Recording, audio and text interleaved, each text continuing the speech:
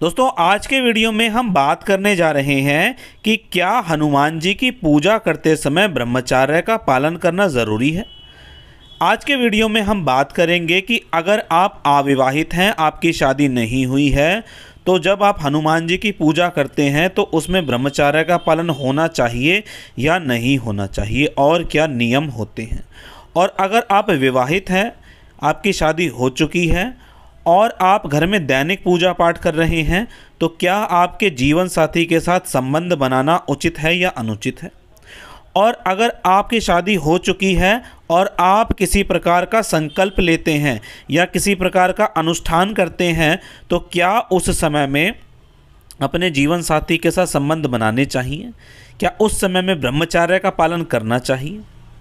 और अंत में हम बात करेंगे कि अगर आपकी शादी हो चुकी है, आपने संकल्प भी लिया है और किसी कारणवश आपसे वो ब्रह्मचर्य का पालन करना टूट गया है, तो उस समय पर क्या करना चाहिए।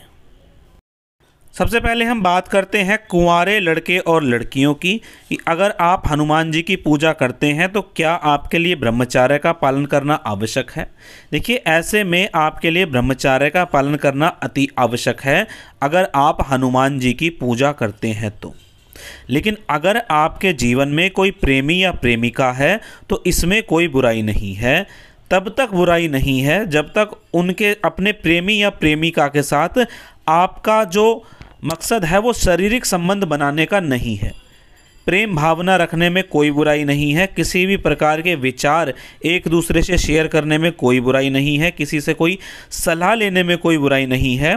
लेकिन उनके प्रति गलत विचार रखने से हनुमान जी की पूजा खंडित होती है, क्योंकि हनुमान जी ने अपने जीवन में सदा ब्रह्मचर्य का पालन किया और अपने इष्ट के प्रति हमेशा वफादार रहे। तो अगर आपके इष्ट हनुमान जी हैं और आपके जीवन में कोई प्रेमी या प्रेमिका है, तो आप हनुमान जी को ये समर्पण करें, ये प्रार्थना लगाएं कि हे प्रभु, मैं इसी लड़की से या लड़के से शादी करना चाहता हूँ या चाहती हूँ और मेरी जो भावनाएं हैं वो इसके प्रति बहुत अच्छी हैं। बाद में वो लड़का या लड़की आपसे शादी करे या ना करे, फिर इस बात से फ़र्क नहीं पड़ता।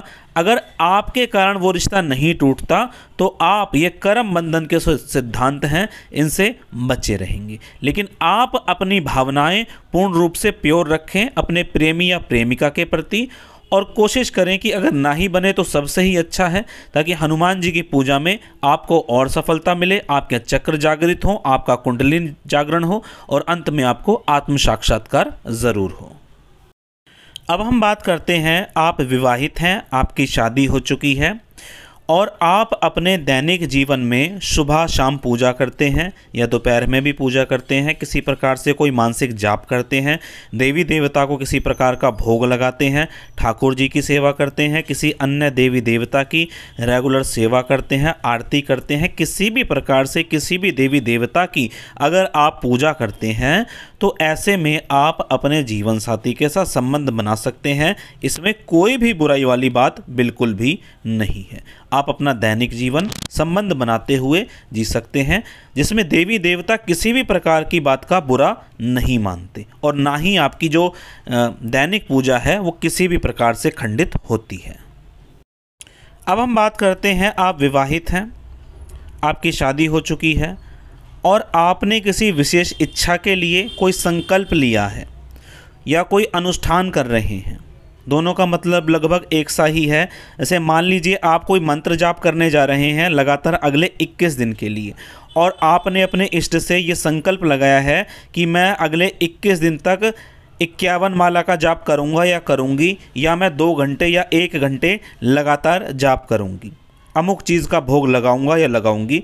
अगर आप इस प्रकार से संकल्प लगाते हैं, कोई अनुष्ठान करते हैं, कोई हवन करने का आप प्रॉमिस करते हैं अपने देवी या देवता से, अपने इष्ट देव से, और ऐसे समय में अगर आपने 21 दिन का संकल्प लगाया है और 21 दिन के संकल्प में आपसे 16वें दिन अगर गलती हो गई, तो ये आपका जो संकल्प है ये खंडित हो जाता है, ये पूर्ण रूप से खंडित हो जाता है और अनुष्ठान भी आपका बेकार चला जाता है।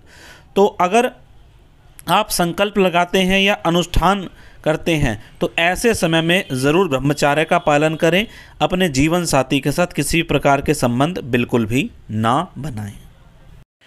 अंत में हम बात करते हैं कि आप विवाहित हैं और आपने किसी प्रकार का संकल्प ले लिया, कोई अनुष्ठान लगा लिया, और ये प्रश्न हमसे सबसे ज़्यादा बार पूछा गया है कि मैंने संकल्प ले लिया था, अनुष्ठान उठा लिया था और 15वें दिन या 14वें दिन या 11वें दिन मुझसे गलती हो गई, मेरे जीवन साथी के साथ मैंने संबंध बना लिए, तो क्या मेरा जो संकल्प है वो खंडित हो गया?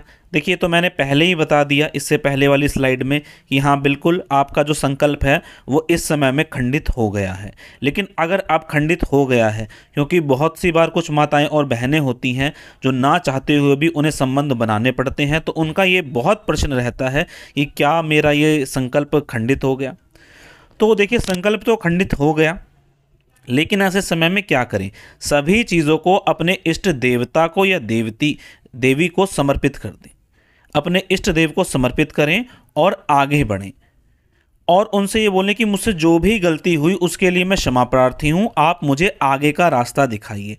अब जो आपने संकल्प लगाया है और जो आपने अनुष्ठान का संकल्प लगाया है, इसमें आपको कितना फल मिलेगा ये डिपेंड करेगा कि आपकी भावनाएं कैसी थी।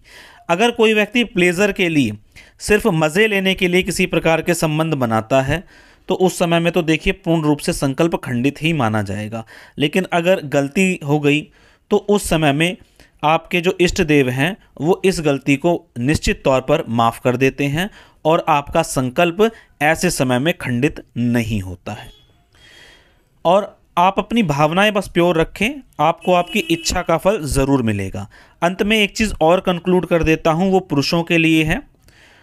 वो ये है कि अगर आपको स्वप्न दोष हो जाता है, नाइट फॉल हो जाता है, तो बहुत से भाई ये प्रश्न पूछते हैं कि मेरा नाइट फॉल हो गया, मेरे को स्वप्न दोष हो गया, तो क्या मेरा जो ये संकल्प चल रहा था ये खंडित हो गया? नहीं, खंडित नहीं हुआ। ऐसे में आपके जो इष्ट देवता हैं या जो देवी हैं वही किसी ऐसी चीज़ का रूप रखकर आते हैं जिसके कारण आपका वो संकल्प खंडित हो जाए। क्योंकि इस ब्रह्मांड में हर व्यक्ति को शक्तियाँ मिल जाएं या उनकी इच्छाएं पूरी हो जाएं, ये कोई ज़रूरी तो नहीं।